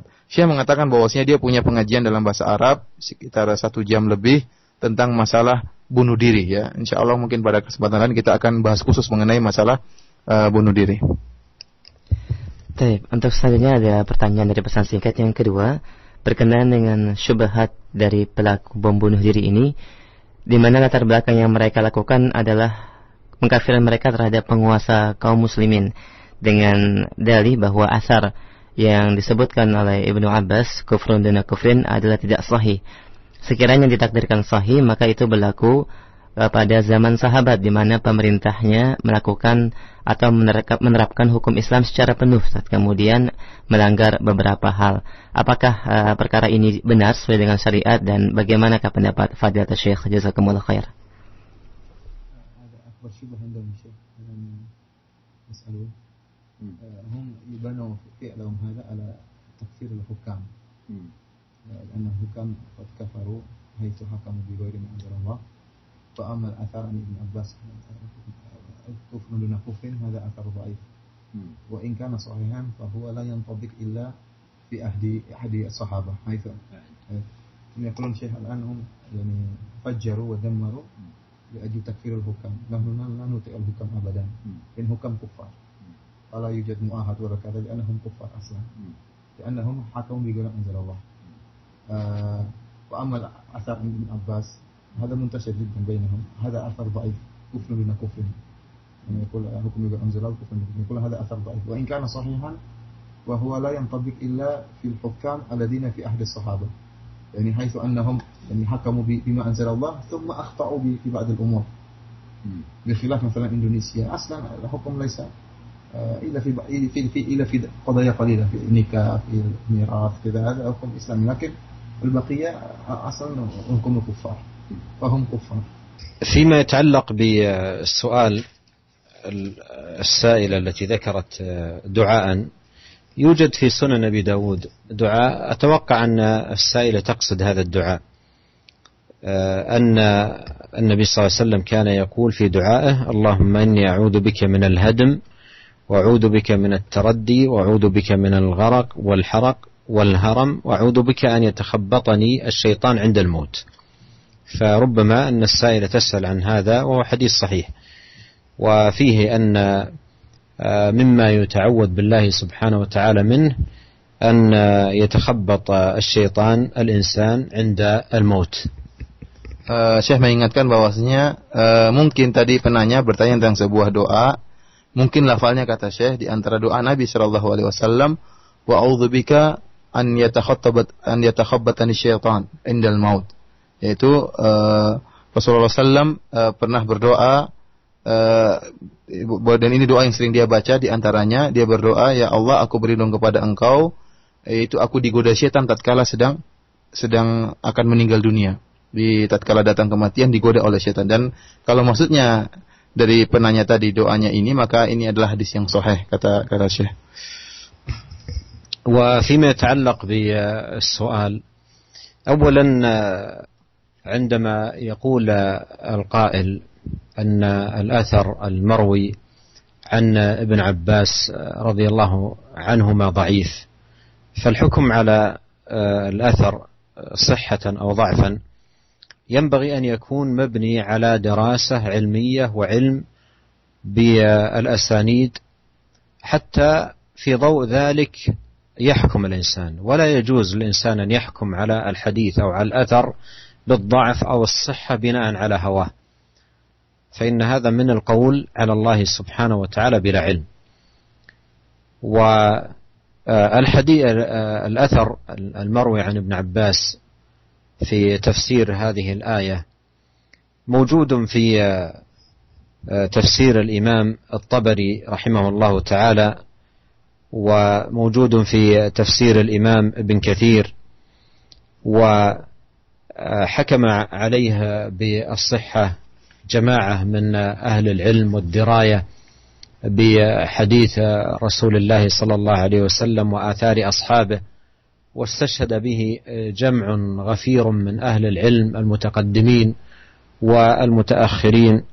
ومن حيث أيضا معناه واضح، وشواهده ودلائله في كتاب الله وسنة نبيه صلوات الله وسلامه عليه كثيرة وعديدة. Syekh menjelaskan bahwasanya hukum tentang sebuah athar itu sahih atau dhaif itu hendaknya dibangun di atas dirasah, yaitu penelitian tentang sanad sebuah hadis atau sanad sebuah athar, penelitian yang benar-benar penuh keseriusan. Tidak boleh seorang menghukum atas sebuah hadis atau sebuah athar sahih atau dhaif dengan hawa nafsu, tidak, tetapi benar-benar dihukum dengan mempelajari athar tersebut, ditinjau dari sanadnya, dengan dirasah, dengan penelitian yang benar-benar sebaik-baiknya. Karena orang yang menghukum sebuah athar atau sebuah hadis dhaif atau sahih tanpa dibangun di atas penelitian, maka itu merupakan al-qaul 'ala Allahi bila ilm, perkataan tentang Allah tanpa ilmu. Karena ini berkaitan dengan syariat. Semua syariat adalah berkaitan dengan Allah. Orang yang mengatakan suatu syariat tanpa ada penelitian, tanpa ada belajar, maka adalah berbicara tentang Allah tanpa ilmu. Adapun athar ini, ya, athar Ibn Abbas radhiyallahu anhuma ini, itu banyak disebutkan dalam buku-buku tafsir, di antaranya tafsir Tabari dan bukan juga tafsir Ibnu Katsir, dan betapa banyak ahlul hadis yang mensahihkan athar ini. Jadi para ulama baik yang mutaqaddimin, ulama terdahulu maupun ulama sekarang yang mensahihkan hadis ini. Bahkan banyak sekali para ulama yang beristishhad, yang mereka berdalil dengan athar ini, dengan athar Ibn Abbas ini. Karena kenapa? Athar ini maknanya sahih, ya, maknanya benar. Kita dengarkan kelanjutan penjelasan Syekh. وهذا المعنى الذي جاء عن ابن عباس رضي الله عنهما جاء أيضا عن جماعة من السلف من التابعين وأتباع التابعين مثل عطاء بن أبي رباح لما أورد الآيات ومن لم يحكم بما أنزل الله فأولئك هم الكافرون فأولئك هم الفاسقون فأولئك هم الظالمون. قال كفر دون كفر وفسق دون فسق وظلم دون ظلم، هكذا جاء عن عطاء بن أبي رباح. وأيضا جاء عن جماعة من السلف ذكر هذا المعنى كما جاء عن ابن عباس رضي الله عنهما. Makna dari Ibnu Abbas ini kufrun duna kufrin, ya, tatkala mentafsirkan wa man lam yahkum bima anzalallahu fa ulaika humul kafirun fa ulaika humul zalimun fa ulaika humul fasiqun. Bukan hanya dari Ibnu Abbas saja, bahkan dari tabi'in juga, di antaranya dari Atha bin Abi Rabah, ya. Beliau mengatakan kufrun duna kufrin, fiskun duna fiskin, dan zulmun duna zulmin, ya. Demikian juga dari para salaf banyak yang menafsirkan ayat ini atau menyebutkan makna yang sebagaimana disebutkan oleh Ibnu Abbas, yaitu kufrun duna kufrin, fiskun duna fiskin, dan zulmun duna zulm. ومسألة التكفير من المسائل الدقيقة والعظيمة، ولا ينبغي أن يخوض في هذه المسألة إلا من رسخت قدمه في العلم وعظمت بصيرته بأدلة كتاب الله وسنة نبيه صلى الله عليه وسلم. وإذا تسنم هذا الأمر الجهال وقليل العلم فإن الخطورة بالغة، وأهل العلم الراسخين من أعظم الناس نهيا عن التكفير والخوض فيه. وينبغي أن يترك هذا الأمر للأئمة الراسخين في العلم، هم الذين يتولون هذا الأمر. وأما من دونهم من عوام الناس وصغار طلاب العلم فالواجب عليهم أن يخوضوا من أمور الدين فيما يعنيهم، وهو التفقه والمعرفة بضروريات الدين. نعم. Syekh mengingatkan juga bahwasanya masalah takfir, mengkafirkan kaum muslimin yang lain, itu merupakan masalah yang sangat detail dan yang sangat sulit, ya. Karena asalnya orang Islam orang Islam orang Islam, bukan orang kafir. Maka untuk mengeluarkan dia dari Islam menjadi kekafiran itu butuh kehati-hatian dan butuh penelitian tentang dalil yang mengeluarkan dia dari Islam. Maka tidak semua orang boleh bicara tentang masalah ini, apalagi yang berkaitan dengan pemerintah, yang berkaitan dengan maslahat yang sangat besar. Maka tidak sembarang orang kemudian lantas mengkafirkan dengan mudah. Masalah yang sangat berat ini kita kembalikan kepada para ulama atau kembalikan kepada orang-orang yang telah rusuh, telah kokoh ilmu mereka. Mereka lah yang telah mengerti tentang dalil, mereka lah yang berbicara tentang masalah ini. Adapun orang-orang awam, ya, maka sibukkanlah diri mereka dengan ilmu-ilmu yang bermanfaat bagi mereka, yang bermanfaat dalam ibadah mereka. Itu urusan bukan urusan mereka. Urusan mengkafirkan bukan urusan mereka, apalagi pengkafiran dengan perkara-perkara yang sangat dakik, yang sangat detail dan yang sangat sulit, yang tidak semua orang bisa paham. Demikian juga sighar thulabil ilm, para penuntut ilmu yang baru saja menuntut ilmu, ya. Maka hendaknya mereka berhati-hati dalam masalah takfir. Hendaknya mereka berusaha memperkuat ilmu mereka dan pelajari ilmu yang bermanfaat bagi mereka. Adapun orang baru menuntut ilmu, bahasa Arab belum beres, kemudian masuk dalam takfir, mengkafirkan sana sini, maka ini sangat berbahaya. Kalau kita ketahui bersama bahwasanya para ulama adalah orang yang paling keras melarang orang-orang yang tidak berkompeten untuk masuk dalam masalah takfir, ya. Karena masalahnya sangat berbahaya, mengeluarkan seorang dari Islam dan menghalalkan darahnya untuk dibunuh. Ini masalah sangat besar, tidak boleh setiap orang masuk dalam permasalahan seperti ini. Baik, demikian jawabannya dari pesan singkat kembali. Satu kita angkat kembali, Ustaz. Assalamualaikum warahmatullahi wabarakatuh. Secara zahiriah dan lahiriah, orang-orang atau pelaku pemboman ini mereka sama dengan kaum muslimin yang lain dalam pengamalan sunnah. Demikian halnya tak kala dalam pengajian mereka juga membaca kitab-kitab dari ahlu sunnah. Namun tak kala ditanya tentang ulama yang mereka jadikan pedoman atau rujukan tentang permasalahan ini, maka mereka mengatakan bahwa ada ulama jihad yang berbeda dengan ulama akidah atau ulama tauhid. Dan bagaimanakah pandangan Islam berkenaan dengan ini? Dan di antara yang mereka agungkan adalah dari salah satu kelompok Al-Qaeda yang mereka anggap itu adalah sebagai suatu rujukan yang bisa diambil dalam permasalahan ini. Jazakumullah khair.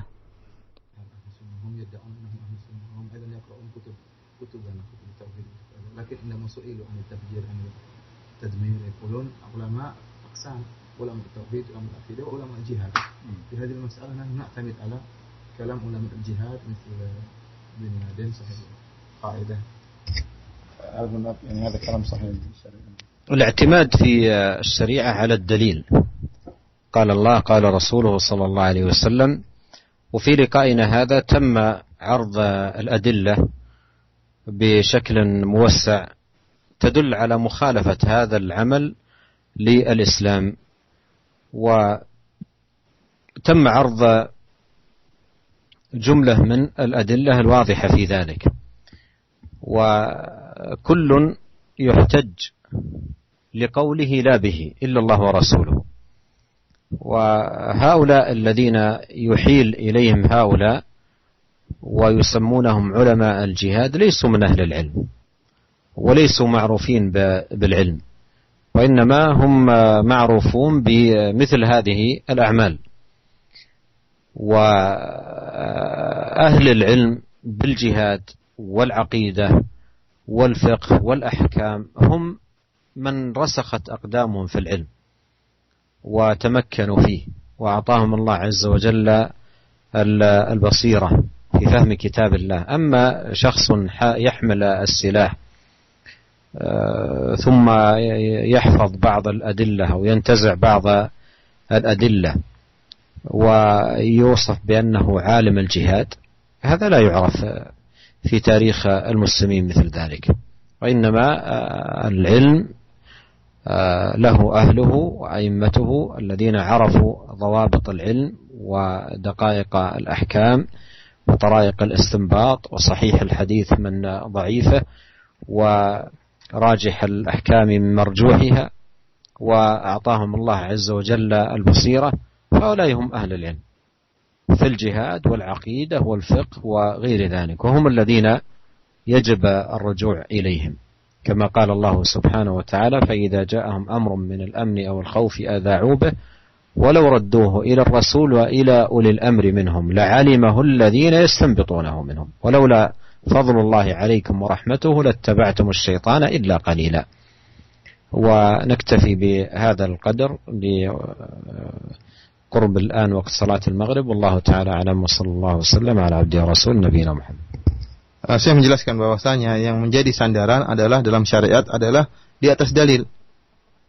Jadi patokan adalah dalil. Alhamdulillah tadi telah saya jelaskan banyak sekali dalil yang menunjukkan atas rusaknya perbuatan mereka. Pemboman yang mereka lakukan telah dari beberapa sekian sisi, belasan sisi yang menunjukkan akan rusaknya perbuatan ini, terorisme yang mereka lakukan. Jadi perhatian kita kepada dalil. Adapun ulama ya orang, maka itu kita butuh berdalil untuk membenarkan perkataan mereka. Tidak ada orang yang perkataannya merupakan dalil kecuali Allah dan Rasulullah. Allah Subhanahu wa taala Al-Qur'an merupakan dalil, demikian juga Rasulullah SAW perkataannya merupakan dalil. Adapun selain Rasulullah SAW, maka perkataannya butuh dengan dalil.